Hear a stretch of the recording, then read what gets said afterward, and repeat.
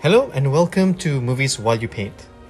Movies While You Paint looks at movies you can have, in the background while you paint. If you're anything like me, you probably spend a reasonable amount of time painting.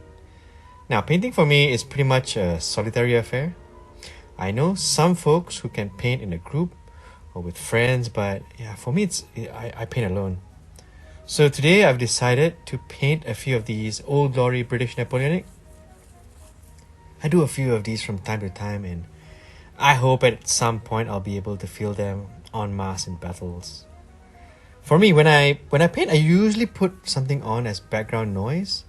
It's sometimes music or the news, but I also find that painting while keeping the background noise consistent with the subject matter helps keep the enthusiasm going. So, these videos will see me doing some painting while talking about some great movies to keep in the background while doing so. Now, let's be clear, this isn't exactly a movie review video, but consider this a painting gamer's review of movies. Today we'll take a look at 1970s Waterloo, which is pretty consistent with the Brits that I'm going to paint.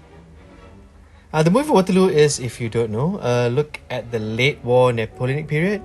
It starts with the exile of Napoleon to Elba, his escape, and in the end, the famous Battle of Waterloo. I must say that I've watched this more times than I should. For me, it's that rewatchable. I later found out that using Waterloo as a uniform reference can be quite tricky, as there are some mistakes in it.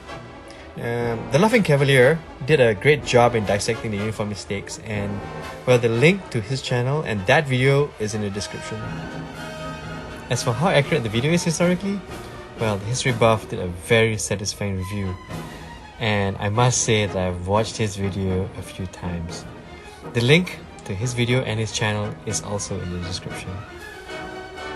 The movie opens in 1814 with the abdication of Napoleon at the demand of his marshals. Now, this opening scene is extremely good at giving some context to the character of Napoleon in this movie, and I think puts you immediately in the general mood. Almost 10 minutes in, and we are treated to Napoleon's speech to his guard. Look, honestly, if you're painting some French Napoleonic guard, this scene will make you enjoy the process a little bit more. I like how the guards are ranked up and you have an idea, if you're new, how you want to paint your fingers and how it'll end up looking. This movie runs at about 2 hours, 10 minutes, and that's actually a good sitting for a good paint session. The actor who plays Napoleon is, personally, my favorite Napoleon by far, Rod Steiger. For me, he carefully balances the charisma and the charm of the character that I sometimes find myself hoping that the movie would end differently. About 17 minutes in, and we get the French infantry in line, led by Marshal Ney, sent to stop Napoleon. It's such a great shot. If you're a newbie, it might take you weeks to paint up a small, perhaps 24 figures for a column, but a few figures arranged in line is very achievable. This scene would help you strive to get at least a line done. We get some pretty nice close-ups of the guards as well in this scene. 35 minutes in, and we get some Highlander uniforms. It's always great to have a full view of this, especially when attempting these figures for the tabletop. The tartans and the red uniform. I think it looks really great in the movie, and if you're painting the Highlanders, this will probably be one of the few pieces in your British Army that you will be looking forward to paint. 40 minutes in, and the French army is on the move to Charleroi. Meanwhile, Wellington dances. 48 minutes in, and you get a well-shot scene if you want to do an after-battle diorama. Now, this scene, despite being tragic, is so well framed. The field of glory is never a pretty sight, Napoleon says, but this scene is tragically beautiful. At the 50-minute mark, the army begins to muster. Now, I won't describe what else you'll see in this movie, but let me just say that on the hour, the gamer's Waterloo begins. Scenes like the charge of the Scots Grey, the French Lancers' response to this, the Highlanders advancing, Marshal Ney's cavalry charge, Maitland's 1st Brigade. Man, this movie becomes a feast for the eyes. It's a panoramic cast of thousands. Great companion while painting.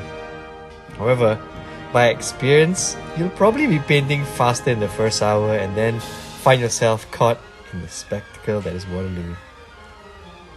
I personally like the scope of French cavalry against British squares in this movie, and the vision to take this shot from above I think was very inspired. I usually just read about it, or when playing the scene, a die roll will show the bounce result. But this scene puts things into perspective. Especially if you're new, and I know some of you are, you want some context to what actually happened on the tabletop. This scene, especially for cavalry versus square, man, it's a great scene.